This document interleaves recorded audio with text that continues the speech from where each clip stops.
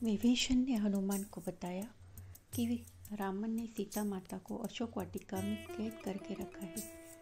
यह जानने के बाद हनुमान जी ने एक छोटा सा रूप धारण किया और वह अशोक वाटिका पहुँचे। वहां पहुंचने के बाद उन्होंने देखा कि रावण अपने दासियों के साथ उसी समय अशोक वाटिका में पहुंचा और सीता माता को अपनी ओर देखने के लिए साम दाम दंड भेद का उपयोग किया, और तब भी सीता जी ने एक बार भी उनकी ओर नहीं देखा। रावण ने सभी राक्षसियों को सीता को डराने के लिए कहा, पर त्रिजटा नाम की एक राक्षसी ने माता सीता की बहुत मदद की और देखभाल की और अन्य राक्षसियों को भी डराया, जिससे अन्य सभी राक्षसी भी सीता की देखभाल करने लगे। कुछ देर बाद हनुमान ने सीता जी के सामने श्री राम की अंगूठी डाल दी। श्री राम नाम से अंकित अंगूठी देखकर अश्रु निकलने लगे, परंतु सीता माता को संदेह हुआ कि यह कोई रावण की चाल तो नहीं। तब सीता माता ने कहा, कौन है जो ये अंगूठी लेकर आया है? उसके बाद हनुमान जी प्रकट हुए, पर हनुमान जी को देखकर भी सीता माता को विश्वास नहीं हुआ। उसके बाद हनुमान जी ने मधुर वचनों के साथ रामचंद्र के गुणों का वर्णन किया और बताया कि वह श्री राम जी के दूत है। सीता ने व्याकुलता से श्री राम जी का हालचाल पूछा। हनुमान जी ने उत्तर दिया, हे माते, श्री राम जी ठीक है और वे आपको बहुत याद करते हैं। बहुत जल्दी आपको लेने आएंगी और मैं शीघ्र ही आपका संदेश श्री राम जी के पास पहुंचा दूंगा। तभी हनुमान ने सीता माता से राम जी को दिखाने के लिए चिन्ह मांगा, तो माता सीता जी ने हनुमान को अपने कंगन उतार के दे दिए।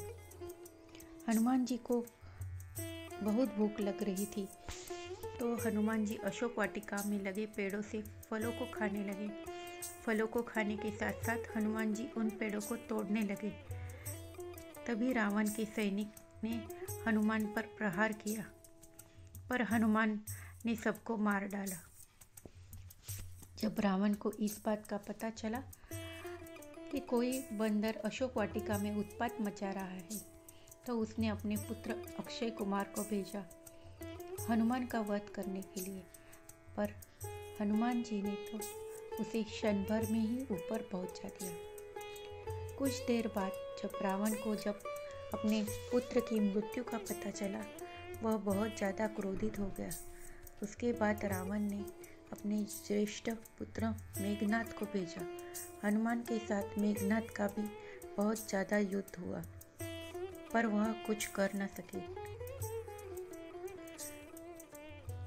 मेघनाद ने ब्रह्मास्त्र चला दिया। ब्रह्मास्त्र का सम्मान करते हुए हनुमान जी स्वयं बंधक बन गए।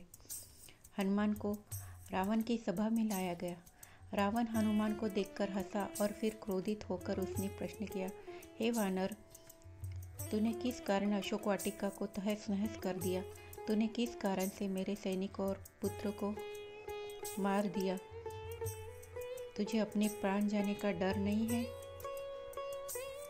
यह सुन हनुमान ने कहा, हे रावण, जिसने महान शिव धनुष को पल भर में ही तोड़ डाला, जिसने खर, दूषण, त्रिशरा और बाली को भी मार गिराया, जिसकी प्रिय पत्नी को तुम अपहरण करके लाए हो, मैं उन्हीं का दूत हूँ। मुझे भूख लग रही थी, इसलिए मैंने फल खाए। तुम्हारे राक्षसों ने मुझे खाने नहीं दिया, इसलिए मैंने उनको मार डाला। अभी भी समय है, सीता माता को श्री राम को सौंप दो और क्षमा मांग लो। रावण हनुमान की बात सुनकर हंसने लगा और बोला, अरे दुष्ट, तेरी मृत्यु तो तेरे सिर पर खड़ी है। ऐसे कहकर रावण ने अपने मंत्रियों को हनुमान को मार डालने को कहा। यह सुनकर भी मंत्री हनुमान को मारने दौड़े। तभी विभीषण वहां आ पहुंचे और बोले, रुको, दूत को मारना सही नहीं होगा, यह नीति के विरुद्ध है। कोई और भयानक दंड देना चाहिए। आग लगा देते हैं। क्यों ना तेल में कपड़ा डुबोकर इसकी पूंछ में बांधकर आग लगा दी जाए। हनुमान की पूंछ पर तेल वाला कपड़ा बांधकर आग लगा दी गई। जैसे ही पूंछ में आग लगी तो हनुमान जी बंधक मुक्त हो गए और एक छत से दूसरे छत कूदते गए और उसने पूरी सोने की लंका में आग लगा दी और समुद्र की ओर चले गए। वहाँ अपनी पूंछ पर लगी आग को बुझा दिया। वहाँ से सीधे हनुमान जी श्री राम जी के पास लौटे। वहाँ उन्होंने श्री राम जी को सीता माता के विषय में बताया और कंगन भी दिखाए। सीता माता के निशानी को देखकर श्री राम जी भावुक हो गए। अब श्री राम और वानर सेना की चिंता का विषय था कैसे पूरी सेना समुद्र के दूसरे ओर जा सकेंगे। श्री राम जी ने समुद्र से निवेदन किया कि वह रास्ता दे ताकि उसकी सेना समुद्र पार कर सके, परंतु कई बार कहने पर भी समुद्र ने उनकी बात नहीं मानी। तब राम ने लक्ष्मण से धनुष्य बाण मांगा और अग्नि बाण को समुद्र पर साधा, जिससे पानी सूख जाए और वह आगे बढ़ सके।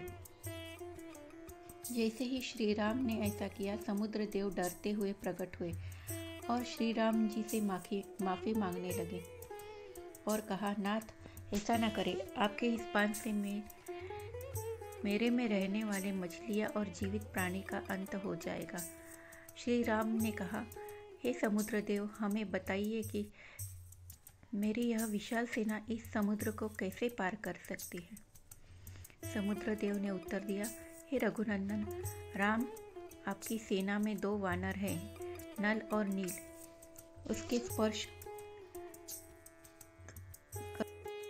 चीज पानी में तैरने लगती है। यह कहकर समुद्र देव चले गए। उनकी सलाह के अनुसार नील ने पत्थर पर श्री राम के नाम लिखकर समुद्र में फेंक दिए और देखा तो पत्थर तैरने लगे। उसके बाद एक एक कर नल नील समुद्र में फेंकते रहे और समुद्र के अगले छोर तक पहुंच गए।